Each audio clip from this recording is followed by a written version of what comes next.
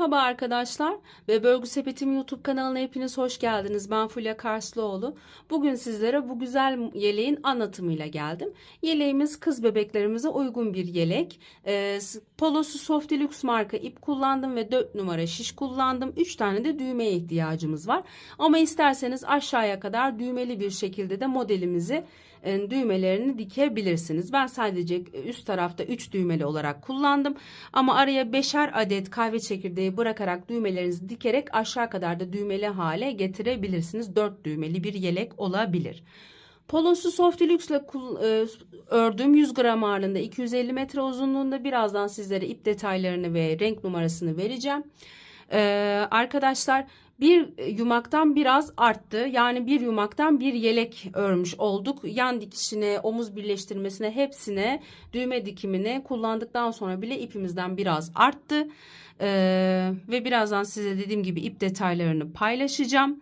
Ve bu şekilde 32 santim uzunluğunda 28 santim eninde tam bir yaşa uygun çok güzel bir yelek çalışması yapmış olduk. Daha büyük yapmak isteyenler 2 yaş için bir tane daha kahve çekirdeği modeli ekleyerek önlerinize, arkaya da 2 tane ekleyerek yeleğimizi büyütebilirsiniz. Bu şekilde her yaş farkı için birer tane kahve çekirdeği modeli ekleyerek yeleğimizi büyütebilirsiniz. Eğer hazırsak hep beraber yapımına geçelim. Yapımına geçmeden önce kanalıma abone olup beğen tuşuna basarsanız sevinirim. Kanalıma abonelikler ücretsizdir.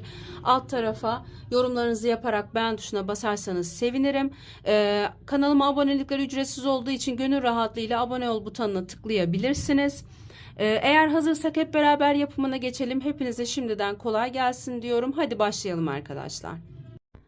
Evet arkadaşlar, yeleğimizde ip olarak Polosu Soft Deluxe marka ip kullanacağım. İpimiz premium anti peeling akrilik ve anti peeling özellikli bir ip arkadaşlar. Aynı renk yapmak isteyenler için renk kodum 403.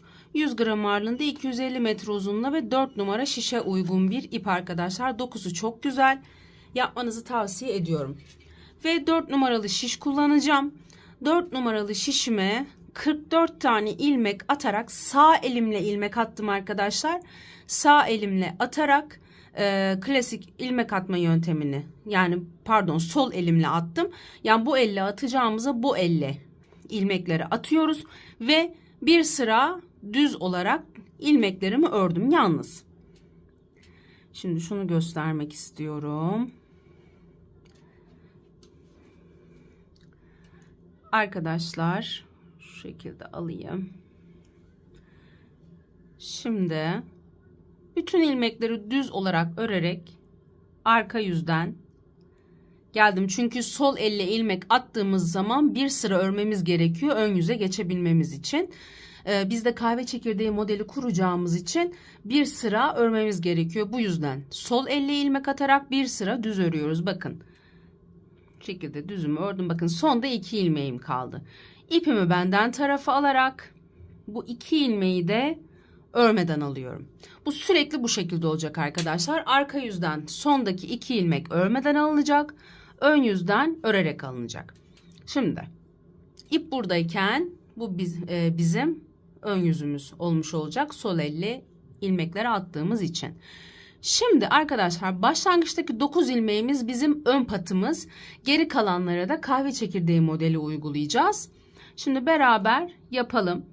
Bakın ilk 2 ilmeği arka yüzden örmeden aldım. Ön yüzden ikisini de düz olarak örüyorum. 2 tane düz ördüm. İpimin yönünü değiştirdim. 1 ilmek ters.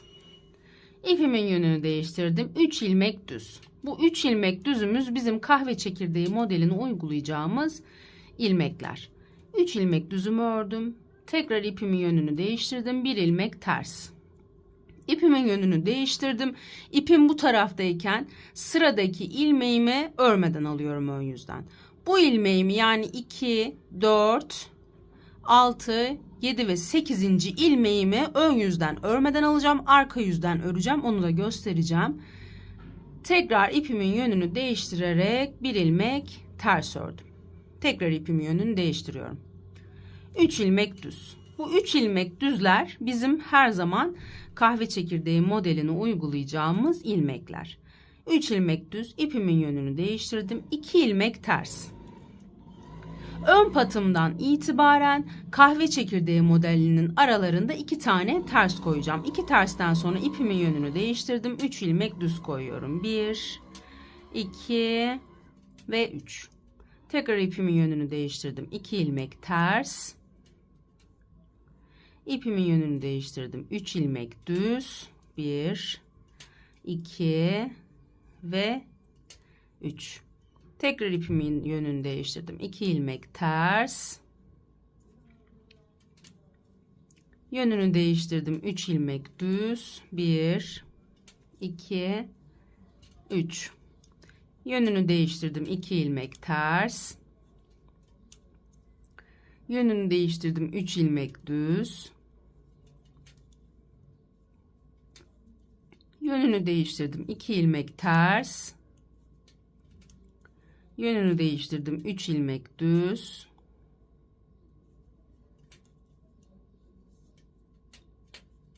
Yönünü değiştirdim. 2 ilmek ters.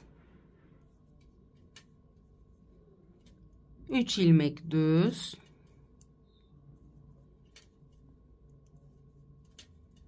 İki tane ilmeğim kaldı. İpimin yönünü değiştiriyorum. Bunun bir tanesini ters örüyorum. İpim benden taraftayken sonuncuyu da örmeden alıyorum. Tekrar arka yüzüme geçtim.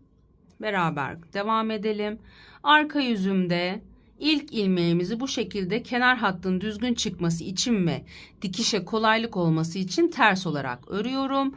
İpimin yönünü değiştiriyorum. Sıradaki ilmeğim düz. Şimdi ön yüzde düz ördüklerimi arka yüzden ters, ön yüzden ters ördüklerimi arka yüzden düz olarak öreceğim. Ve bakın zaten gözüküyor. Şunlar tersler, şunlar düzler. Ne görünüyorsa o şekilde öreceğim arkadaşlar. Şimdi 3 ilmek ters, 2 ilmek düz. 3 ilmek ters, 2 ilmek düz.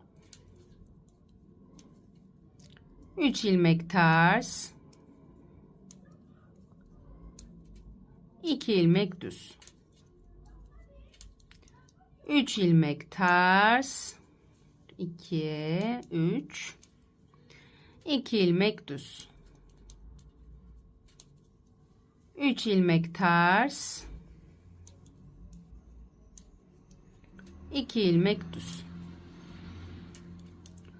3 ilmek ters, 2 ilmek düz. Tekrar 3 ilmek ters ve sonda 9 ilmeğimiz kaldı. 2, 4, 6, 8 ve 9. Bu 9 ilmeğimiz bizim yeleğimiz bitene kadar, daha doğrusu yaka kesimi yapana kadar bu 9 ilmeğimiz bizim sabit bir şekilde ön patımız olarak devam edecek. Çünkü birazdan kahve çekirdeği modelini bir miktar ördükten sonra düz örgüye geçeceğiz. Ama bu 9 ilmeklik kısım devam edecek yaka kesimine kadar. Şimdi 3 ilmek tersimi ördüm. İpimin yönünü değiştiriyorum. 1 ilmek düz. Ön yüzden örmeden aldığım ilmeğim bu. İpimin yönünü değiştirerek onu da ters olarak örüyorum. Tekrar ipimin yönünü değiştiriyorum. 1 ilmek düz. İpimin yönünü değiştiriyorum. 3 ilmek ters. İpimin yönünü değiştiriyorum. 1 ilmek düz. Yönünü değiştirerek sondaki 2 ilmeğimi arka yüzden örmeden alıyorum. Şimdi ön yüzüme geçtim. Ön yüzümde şimdi arkadaşlar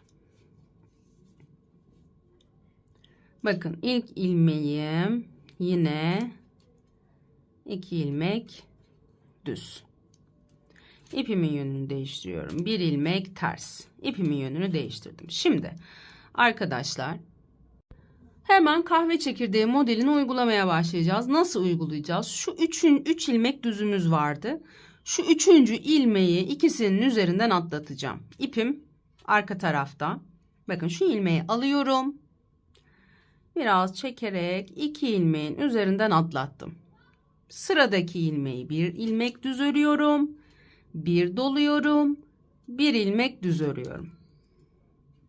Tekrar 1 ilmek ters ve Sıradaki ilmeğimizi örmeden alıyorum. İpim arka taraftayken tekrar bir ilmek ters. İpimi tekrar arka tarafa aldım. Ve yine 3 ilmek düz kısmındayım. Şu ilmeği alarak ikisinin üzerinden atlatıyorum. Bir düz, bir dola, bir düz. Ve 2 ilmek ters. 1 ve 2. Tekrar ipimin yönünü değiştirdim. Yine 3 ilmek düz kısmındayım. Aldım. İkisinin üzerinden atlattım. Bir düz, bir dola, bir düz. 2 ilmek ters. Tekrar aldım. İkisinin üzerinden atlattım. Bir düz, bir dola, bir düz. Tekrar 2 ilmek ters. Tekrar ipim arka tarafta. 3. ilmeği aldım. İkisinin üzerinden atlattım. Bir düz, bir dola, bir düz. 2 ilmek ters. Tekrar ipim arkada. İlmeği aldım. İkisinin üzerinden atlattım. Bir düz, bir dola, bir düz. Tekrar 2 ilmek ters. Ve 3. ilmeğimi aldım. Üzerlerinden atlattım. Bir düz, bir dola, bir düz. 2 ilmek ters. Tekrar aldım. Üzerlerinden atlattım. Bir düz, bir dola, bir düz. Ve ipim benden taraf, bir ters, son ilmeği örmeden aldım. Arka yüzüme geçiyorum. Arka yüzümde ilk ilmeğim ters, diğeri düz ve ipimin yönünü değiştirerek arttırma ilmeğim de ters olacak şekilde 3 ters 2 düz 3 ters 2 düz şeklinde sondaki 9 ilmeğe doğru ilerliyorum.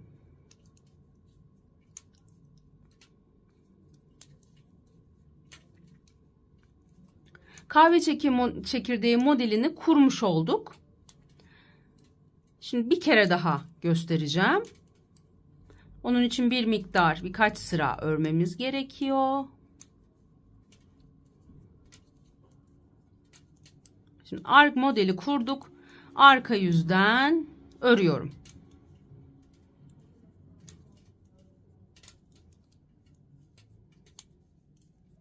Üç ters 2 düz 3 ters 2 düz şeklinde sondaki 9 ilmeğe doğru ilerliyorum.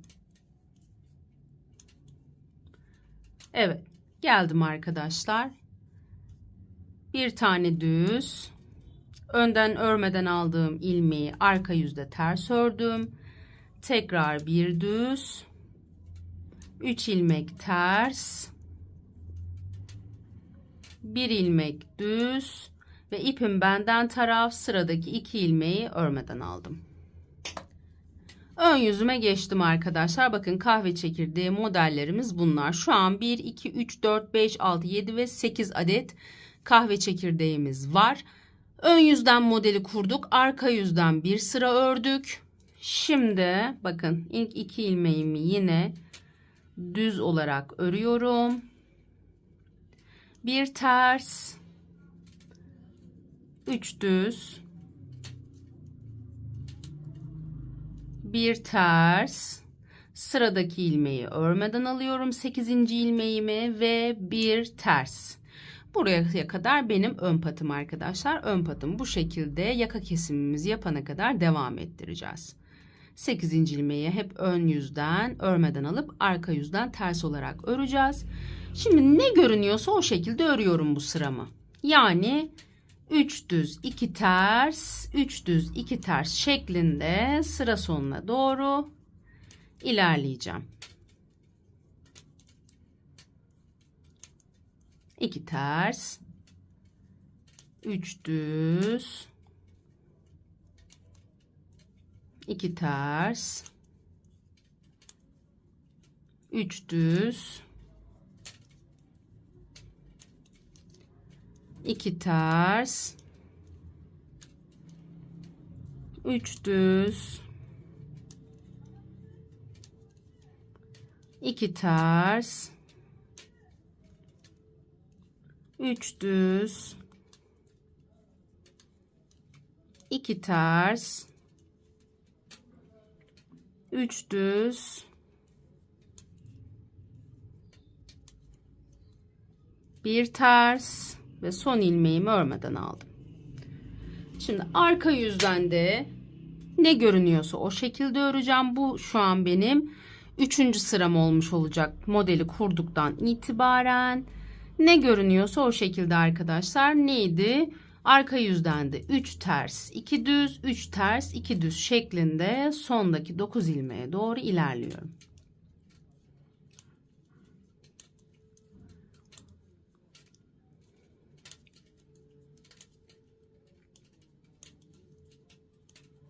Üç ters, 2 düz, 3 ters,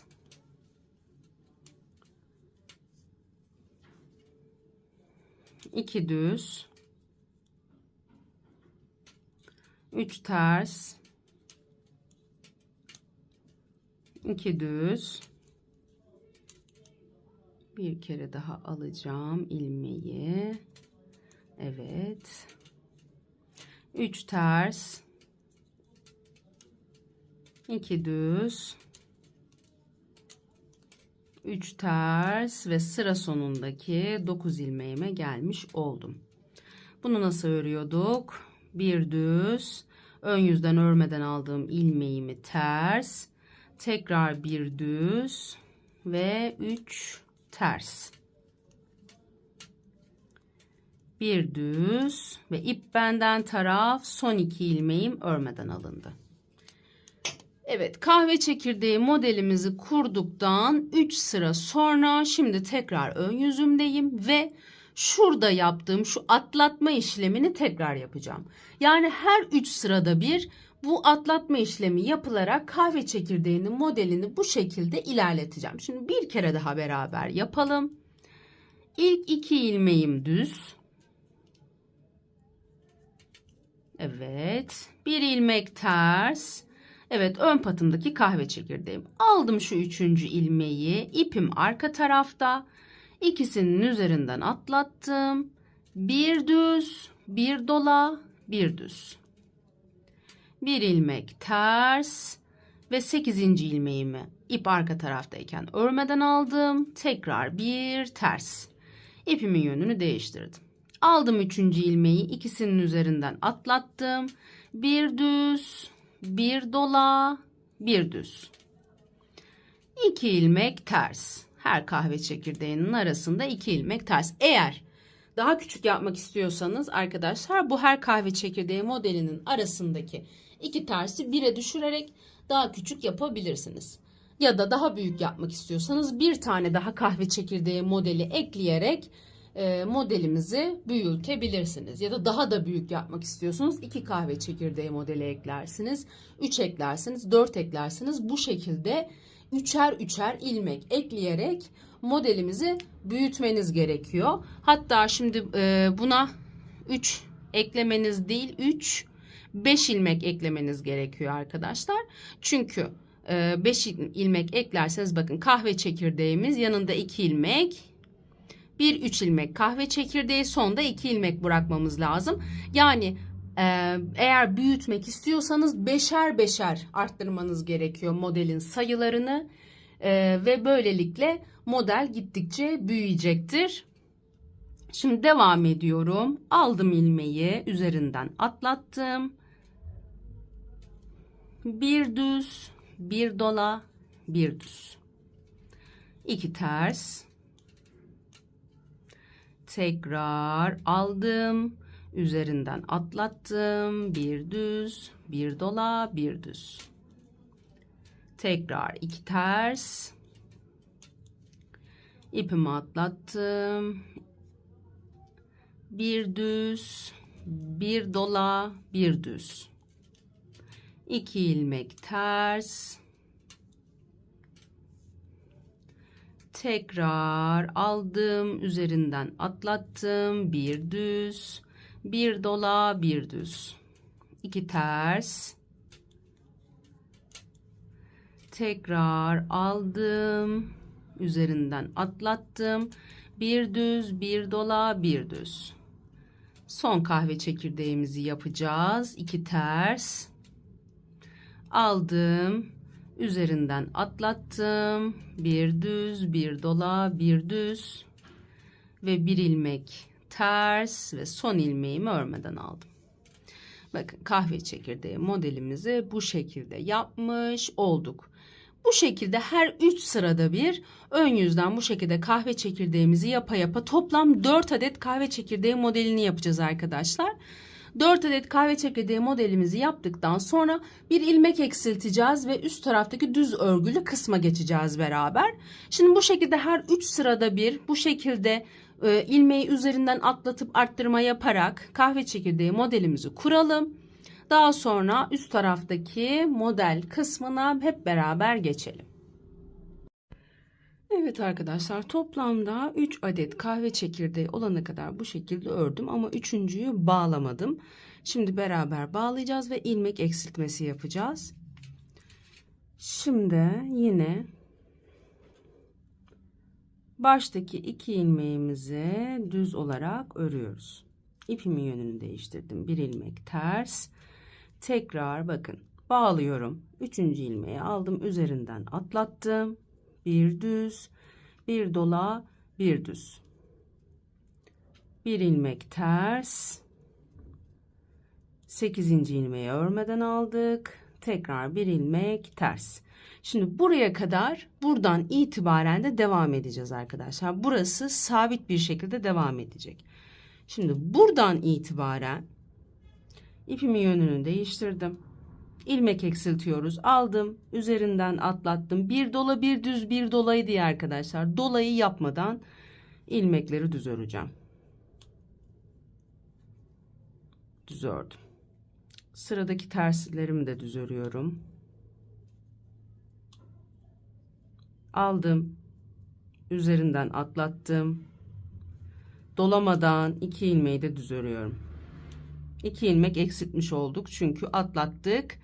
Arttırmalarımızı yapmadığımız için her 2 kahve çekirdeğinde de 2'şer tane ilmeğimizi kaybetmiş olduk. Şimdi 2 ilmek daha düz. Terslerimizi de düz örüyoruz. Aldım. Üzerinden atlattım. 2 ilmek de düz.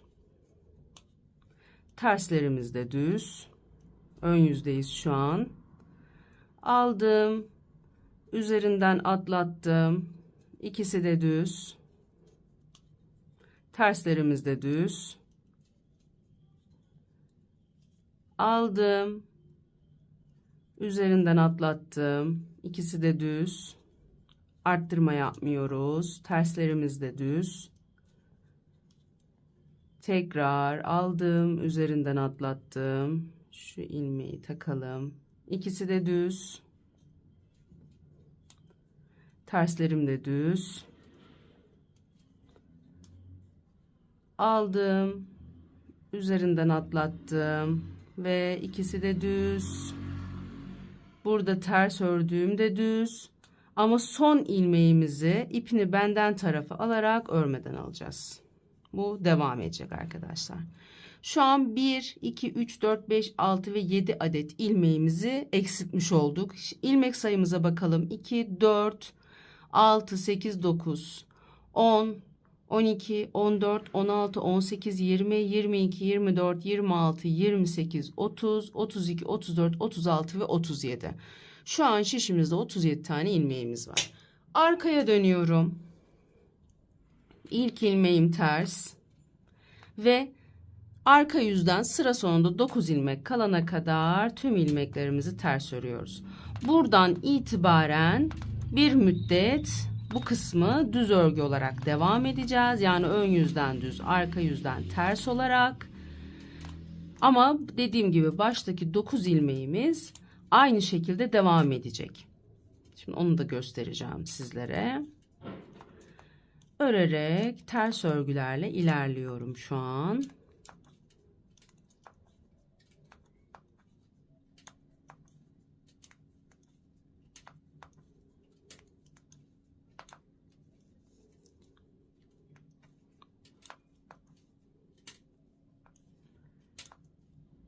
Bakalım 2, 4.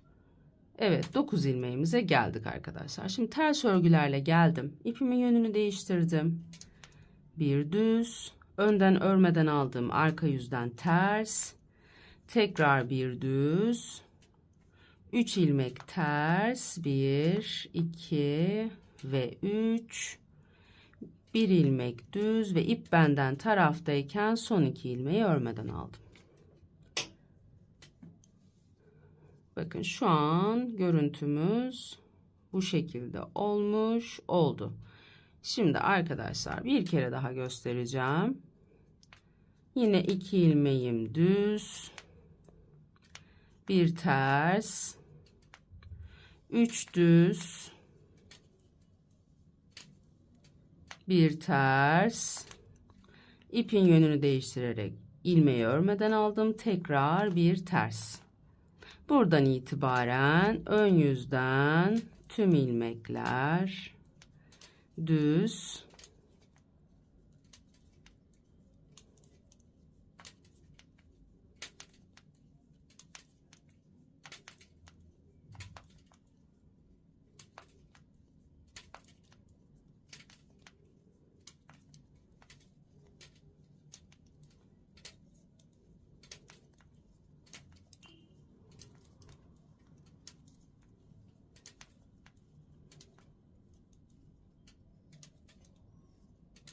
Evet, sonda bir ilmek kalana kadar tüm ilmeklerim düz, ipi benden tarafa alarak son ilmeğimi örmeden aldım.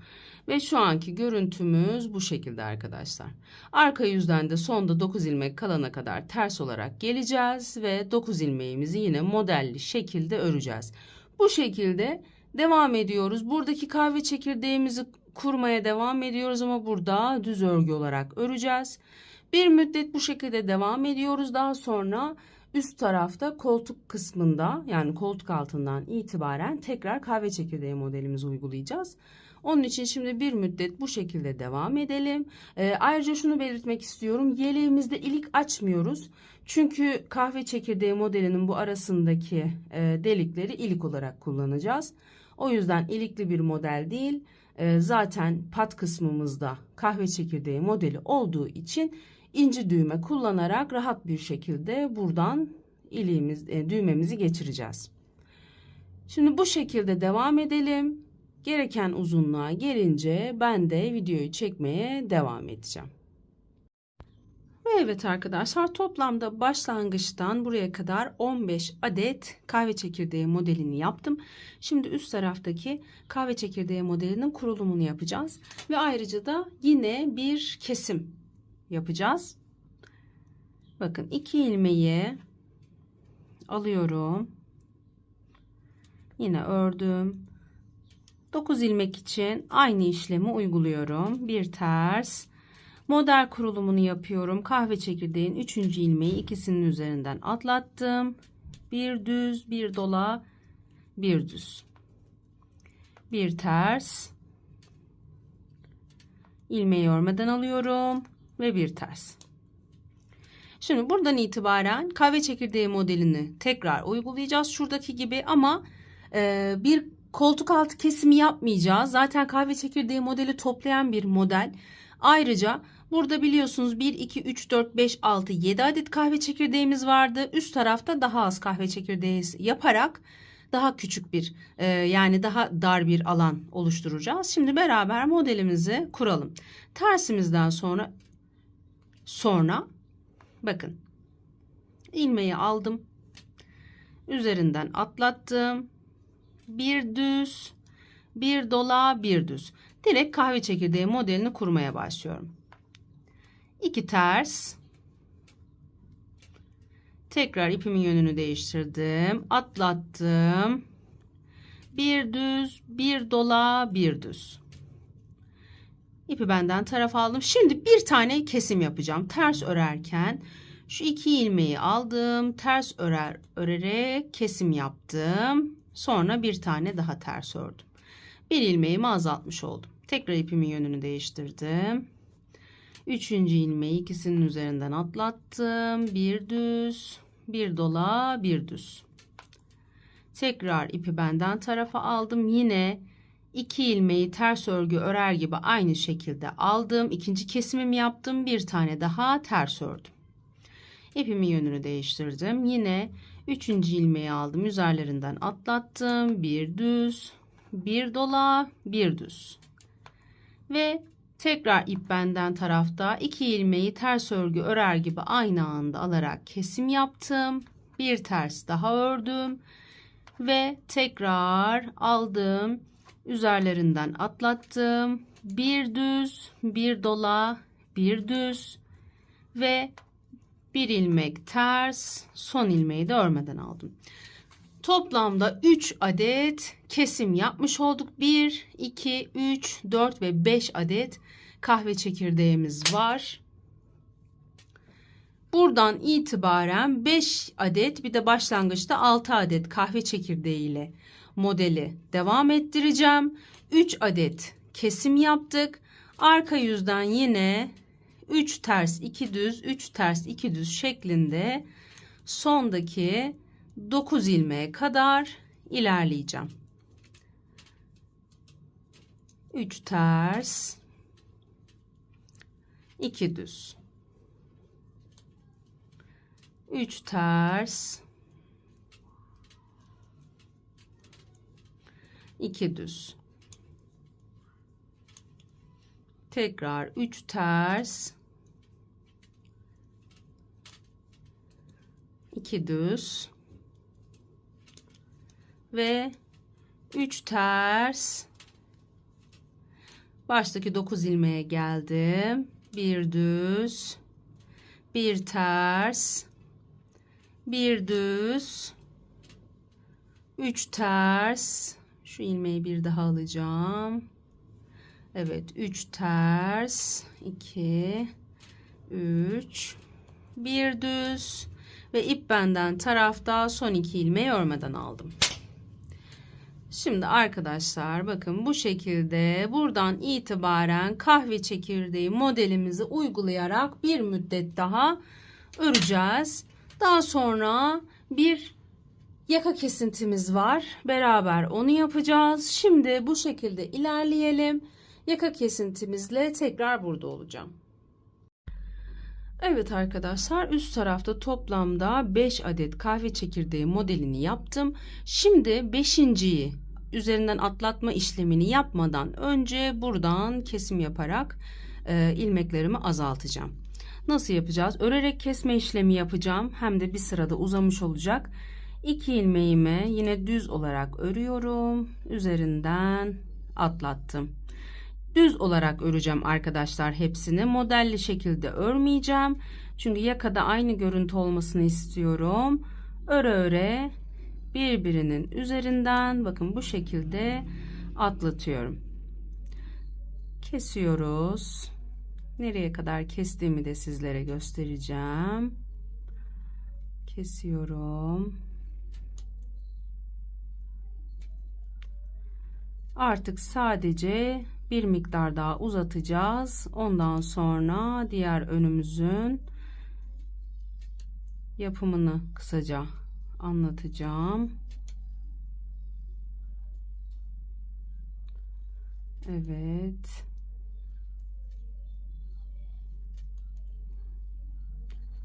Keserek ilerliyorum.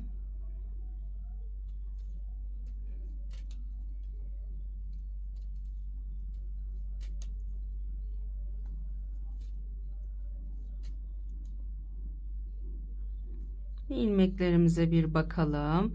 2, 4, 6, 8, 10, 13, 16. Evet, şu ilmeğimi de keseceğim. Kestim, tamamladım. Bunu tekrar takayım. Bakın arkadaşlar, şu şekilde bir yaka kesintisi yapmış olduk. Nereye kadar kesiyoruz? Belki ilmek sayınız fazladır. 3. kahve çekirdeğimizin yanında bir tane ters örgü bırakıyorum. Onu da ön yüzden ters olarak örerek şu kenar hattın düzgün şekilde çıkmasını sağlamak için. Şişimde toplamda 16 tane ilmek var. Buradan itibaren de arkadaşlar modeli uyguluyorum. Bakın üzerinden atlattım. Bir dola, bir düz, bir dola, bir düz. 2 ters, Tekrar üzerinden atlattım. Bir düz, bir dola, bir düz. 2 ters. Tekrar üzerinden atlatıyorum. Bir düz, bir dola, bir düz, bir ilmek ters ve son ilmeğimi örmeden aldım. Mevcut 16 tane ilmeğimizi örerek bir müddet daha devam edeceğiz arkadaşlar. Şimdi bir müddet bu şekilde 16 ilmeğimizi devam edelim. Daha sonra ilmeklerimizi kapatmadan bir ilmek tutucuya, şu şekilde bir ilmek tutucuya alıp bekleteceğim. Çünkü arkanın omuzlarıyla önün omuzlarını örerek birleştirme işlemi yapacağım. Eğer bu şekilde yapmak istemiyorsanız, dikmek istiyorsanız ilmekleri kapatın arkadaşlar. Şimdi bu şekilde bir müddet 16 ilmeğimizle de devam edelim. Daha sonra diğer önümüzün nasıl kurulacağını kısaca bahsedeceğim ve orayı da yaptıktan sonra arkamızın yapımına geçeceğiz. Evet arkadaşlar, diğer önümüzü bu şekilde, yani bir önümüzü bu şekilde tamamladım. Başlangıçtan 1 2 3 4 5 6 7 8 9 10 adet kahve çekirdeğini yapmışım. 11.'yi de kurmuşum, yapmışım arkadaşlar. Ön yüzden örmüşüm, arka yüzden örmüşüm, tamamlamışım. Yani bu kadar uzun yapmamışım. Uzun da yapabilirsiniz, bir sıkıntısı yok. Bu şekilde şimdi bir önümüzü tamamlamış olduk. Şimdi diğer önümüze gelirsek arkadaşlar, bu önümüzün simetriğini yapıyoruz. Yani burada sıra başında kurduğumuz modelin aynısını diğer tarafta sıra sonunda kuruyoruz. Burada direkt 2 ilmeği düz örerek başlamıştık. Diğer tarafta 2 tersle başlayıp direkt kahve çekirdeği modeli kurarak başlıyoruz. Daha sonra da sıra sonundaki bu 9 ilmeklik kısmı yapıyoruz. Şimdi bu şekilde diğer tarafımızın da önünü tamamlayalım. Onun da koltuk altı, yani şuradaki model kurulumunu göstereceğim sizlere. Ben de şimdi tamamlayayım arkadaşlar. Model kurulumuyla geliyorum. Evet arkadaşlar, bu tarafı da diğer tarafın simetrisi olarak modeli kurdum. Alt tarafta 3 tane kahve çekirdeği, 15 tane aşağıdan itibaren 15 tane kahve çekirdeği olunca yine hepsine 5 adet kahve çekirdeği kurarak, bu da 6.'mız, 1 2 3 4 5 adet kahve çekirdeğini yaptım. Şimdi 5. kahve çekirdeğimi arka yüzden örüp ön yüzden kurma sırasındayım. Arka yüzden örerken yakamızı keseceğiz. Diğer tarafta biliyorsunuz ön yüzden örerken yakamızı kesmiştik. Burada arka yüzden örerken yakamızı keseceğiz. Şimdi buradan keseceğiz ilmeklerimizi. Burada arka yüzden tamamlayacağız modeli. Ön yüzden tekrar şu üzerinden atlatma kısmını yapacağız. O sıramızdayız. Şimdi beraber ilmeklerimizi keselim.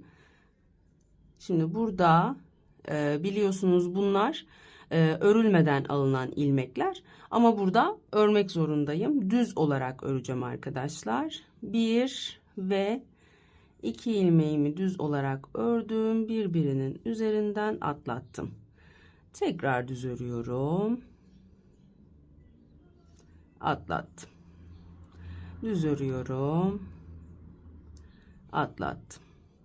Şu ilmeğimin duruşunu beğenmedim arkadaşlar. Onu bir beraber bir tamamlayalım, bir saniye. Şimdi o ilmeğimizi ön yüzden örmüştük.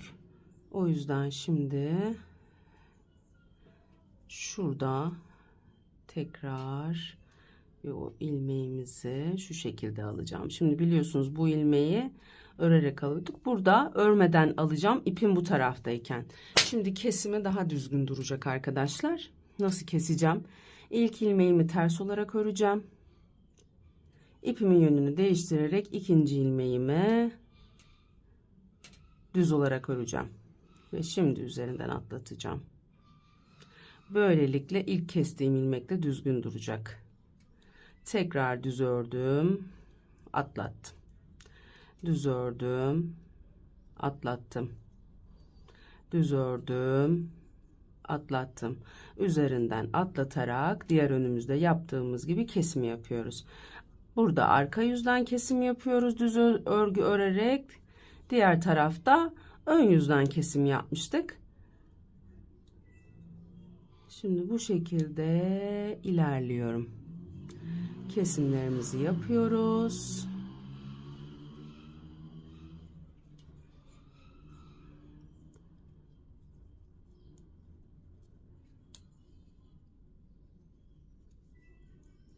Keserek ilerliyorum.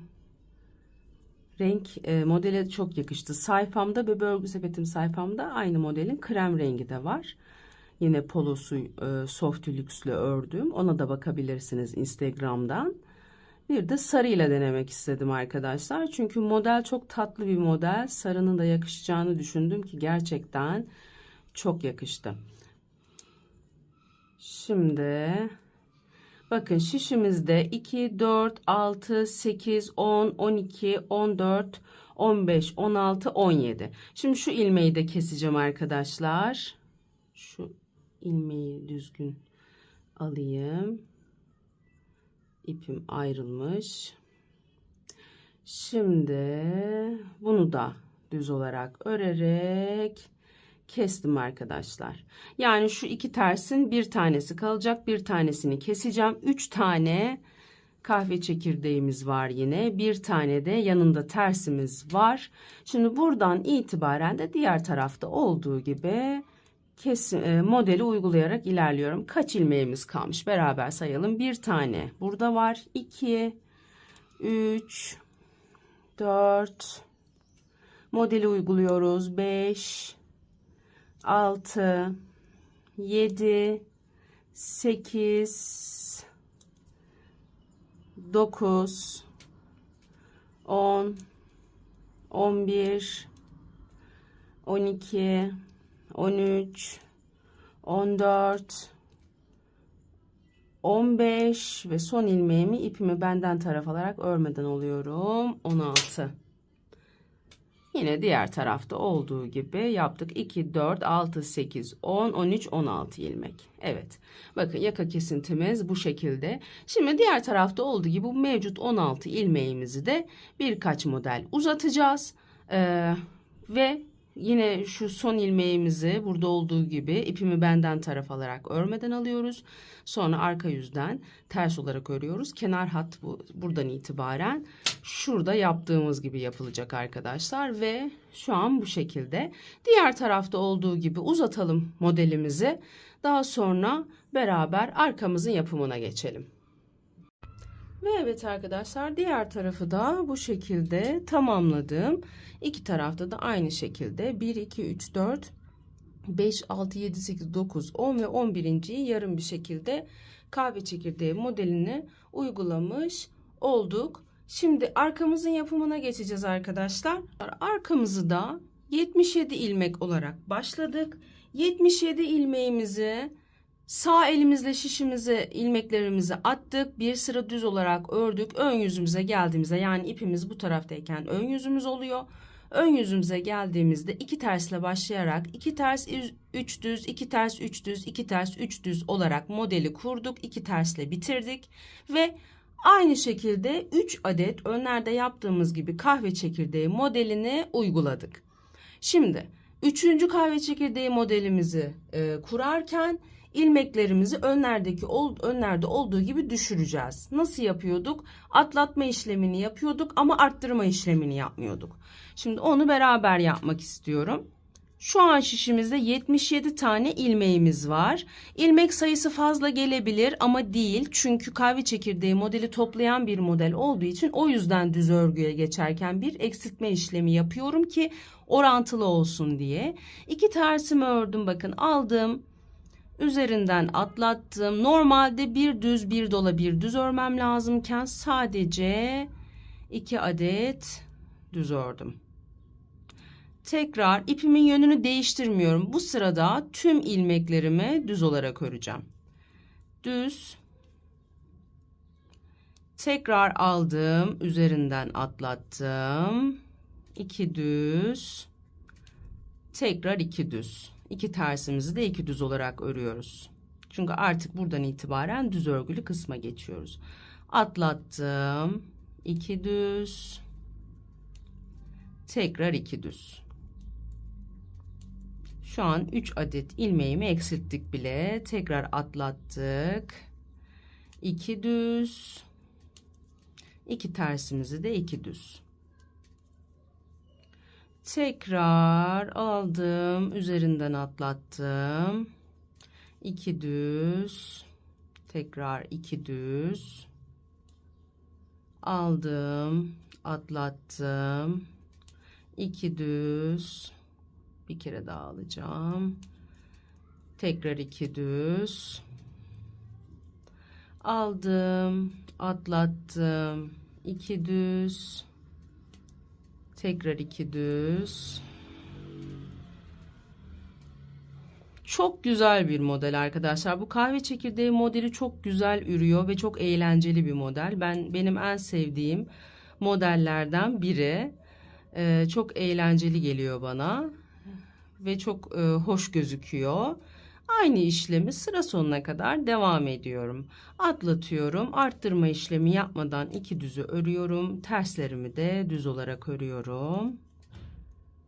Tekrar 2 düz, 2 düz.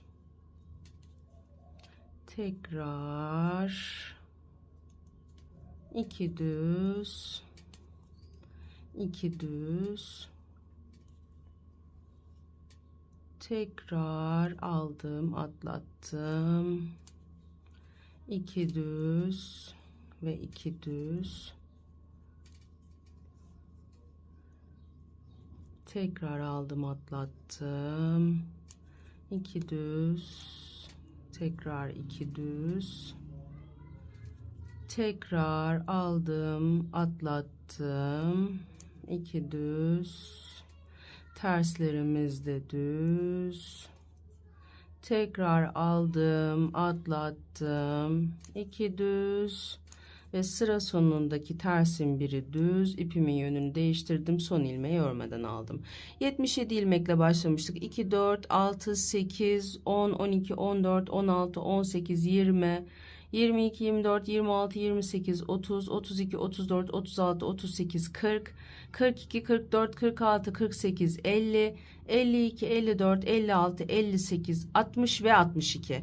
77 ilmeğimizi 62 ilmeğe düşürdük. 62 ilmek normal ilmek sayımız zaten. Şimdi 62 ilmeğimizle de arkadaşlar burada olduğu gibi bir müddet önden düz, arkadan ters olarak örmeye devam edeceğiz.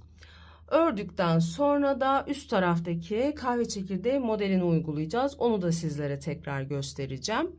Şimdi bu şekilde bir müddet önden düz, arkadan ters olarak mevcut 62 ilmeğimizi örelim. Gereken uzunluğa gelince üst taraftaki bu modelimizi kurmak üzere burada olacağım. Evet arkadaşlar, bu şekilde bir müddet düz örgü olarak devam ettim. Kahve çekirdeğinden itibaren toplam 46 sıra boyunca ördüm arkadaşlar. 46 sıra boyunca ördüm. Şimdi hem bir eksiltme işlemi yapacağız, hem kahve çekirdeği modelini kuracağız üst taraftaki. Burada biliyorsunuz 15 tane kahve çekirdeği modelimiz vardı ilk kurduğumuzda. Bunu 11'e düşüreceğiz yukarıda. Şimdi bunun için hemen başlıyorum. 2 tersle başlıyorum arkadaşlar. Yine modelime. 2 ters. İpimin yönünü değiştirdim. Kahve çekirdeği modelimi kuruyorum. Aldım. Üzerinden atlattım. Bir düz, bir dola, bir düz.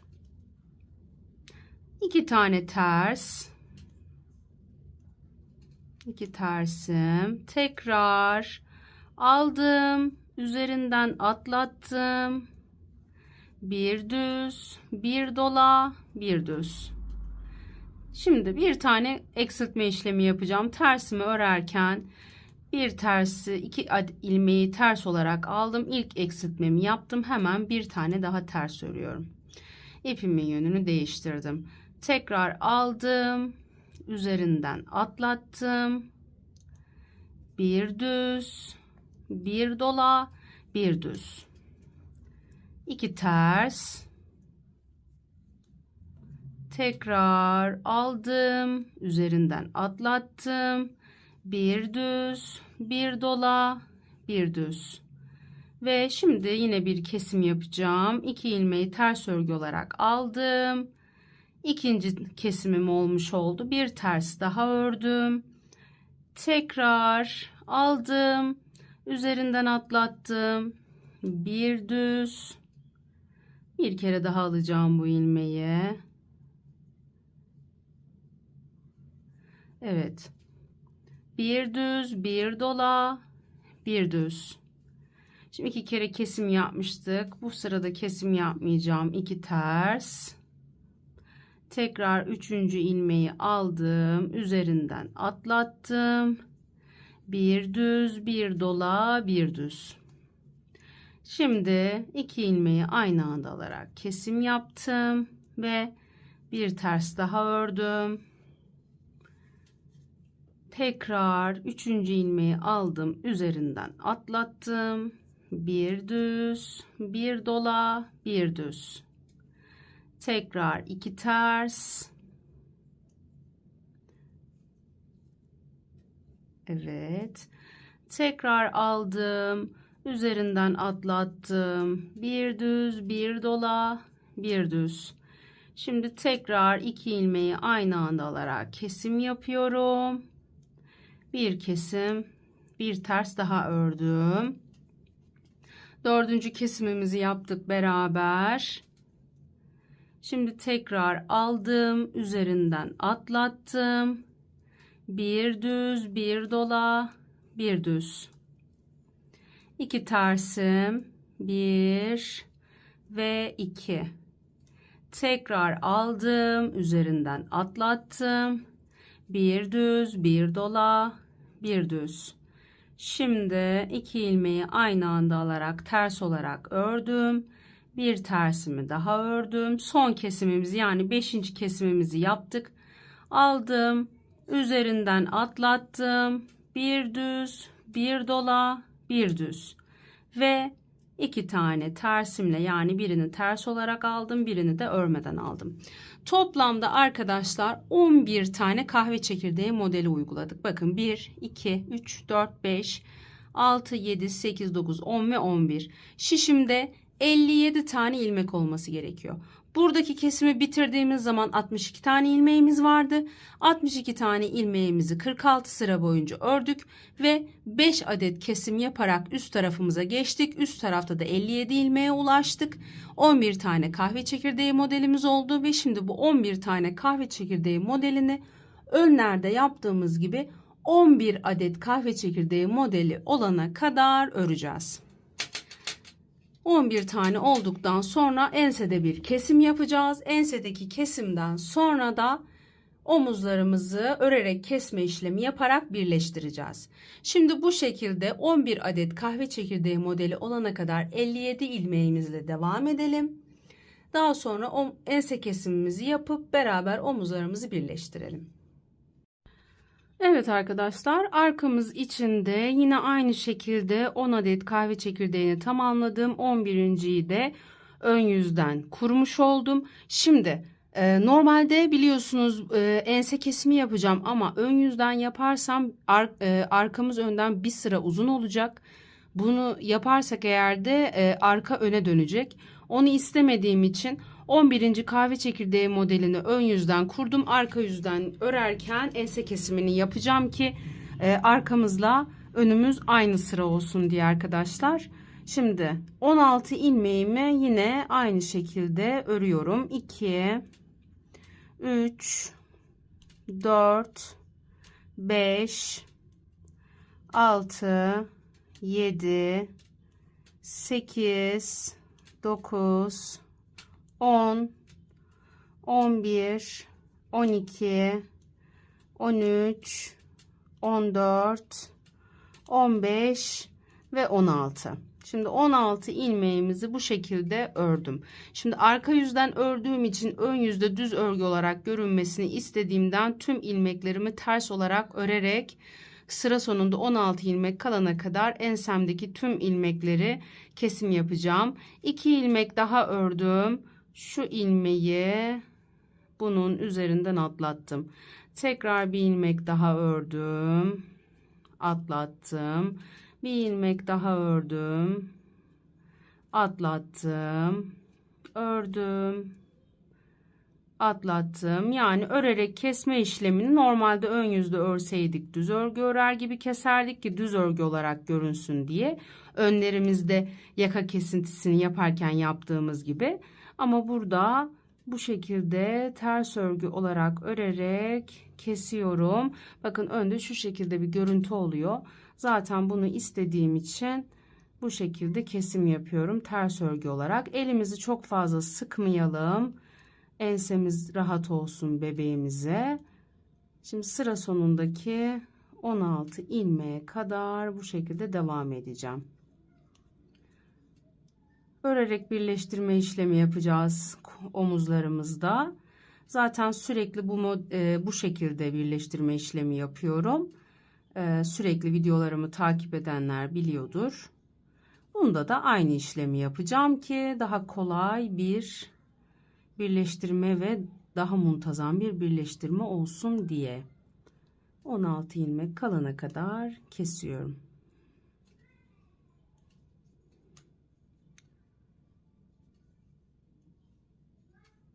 Şimdi bir sayacağım omuzumu.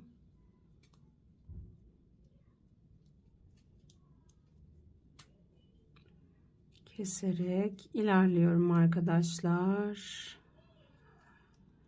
Bir tane daha ve bir tane daha. Şimdi bir sayacağım.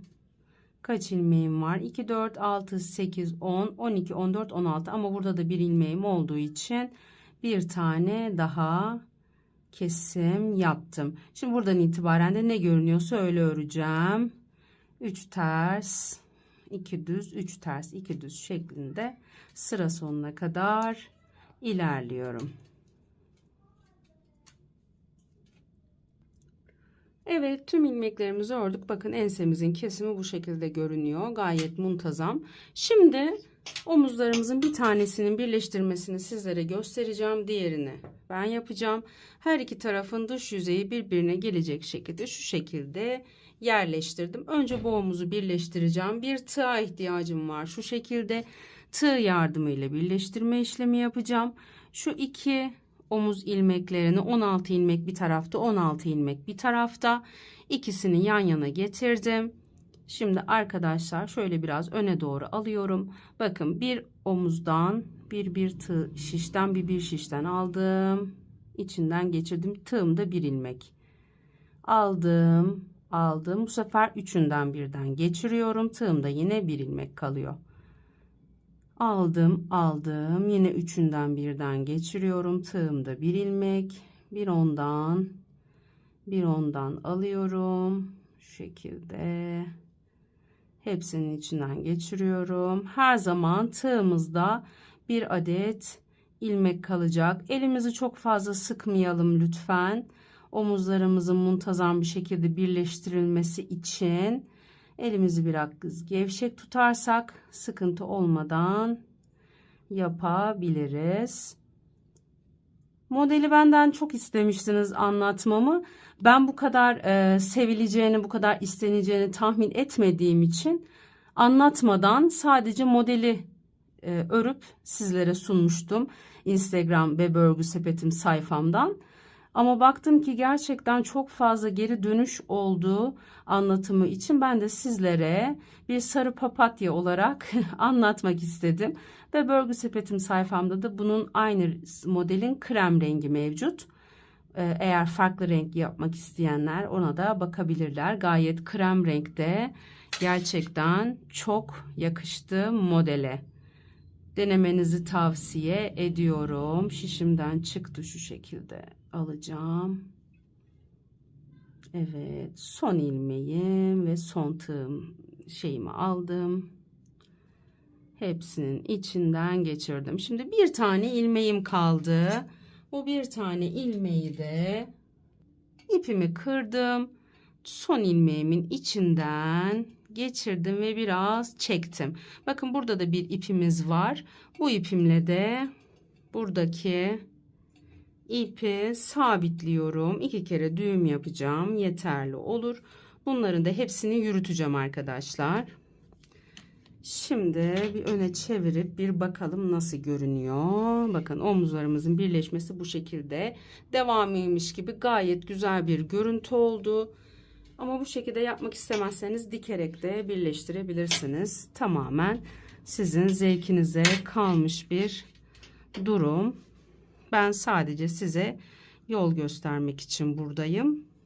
Tercihler sizin. Bakın şu anki görüntümüz bu şekilde. Arkamızda öne dönmedi. Gayet iyi bir görüntü oldu. Şimdi arkadaşlar bir de size yan dikişini göstereceğim. Yan dikişini de gösterdikten sonra ben diğer tarafı birleştireceğim. Yani o diğer tarafın omuzlarını birleştireceğim. Ayrıca yan dikişini de yapacağım ve düğmesini dikerek tamamlayacağım. Şimdi şu kenarda bir ipimiz var. Bu ilk ilmek attığımız ipimiz. Onu kullanacağım. Ekstradan ip takmayacağım. Ona iğnemi taktım arkadaşlar. Ve bakın ilk ilmeğe şu şekilde girdim. İlk ilmekleri ters örgü olarak örmemizin şimdi faydasını beraber göreceğiz. Bakın çıkıntı olarak ilk ilmeklerimiz ve ben bu çıkıntıları birbirine tutturarak bakın şöyle dikişime dış yüzeyden hiçbir sorun yaşamadan dikeceğim.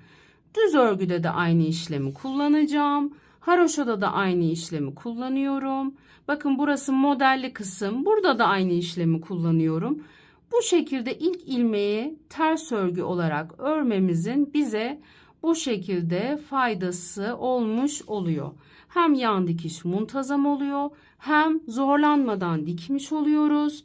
Diğer türlü arkadaşlar düz örgü için ayrı bir dikme tekniği var. Haroşa için ayrı. Yani bunların hiçbirine gerek yok. Bu yöntemle yapabiliriz. Sadece modeli kaydırmadan dikmemiz gerekiyor. Bakın düz örgülü kısma geldim. Bakın yine aynı işlemi kullanarak dikiyorum. Ve hiçbir şekilde bir sıkıntı yaşamadan dikişimi tamamlayacağım. Ve böylelikle ilmekten de tasarruf etmiş oluyoruz. Normalde iç kısımdan diksek ilmeğimizin bir tanesi dikişe gitmiş oluyor. Ama burada öyle bir sıkıntımız da olmuyor.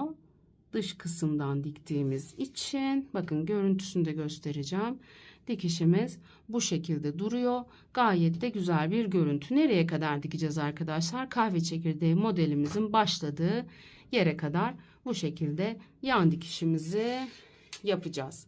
Şimdi yan dikişimizi yapalım. Ben de diğer omuzumu birleştirip yan dikişimi yapayım. Düğmelerimizi dikeyim.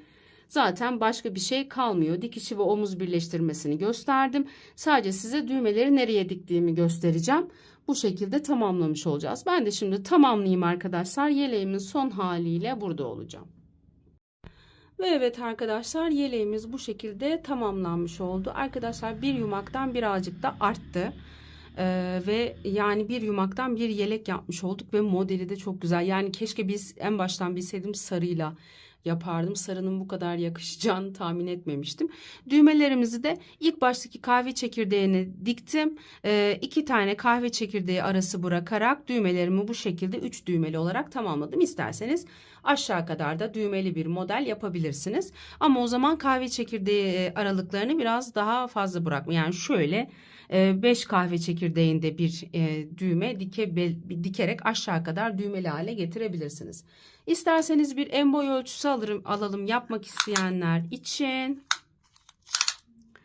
Başlangıçtan bitişe kadar 32 santim boyunda ve arkadaşlar şuradan alalım geniş kısmından 28 santim eninde arkadaşlar, hatta şuradan alalım. Evet 28 santim eninde tam bir yaşa uygun çok güzel bir yelek yapmış olduk beraber ve bir yumaktan çıktı. Unutmayın polosu soft deluxe ile yaptım. 100 gram ağırlığında 250 metre uzunluğunda bir ip.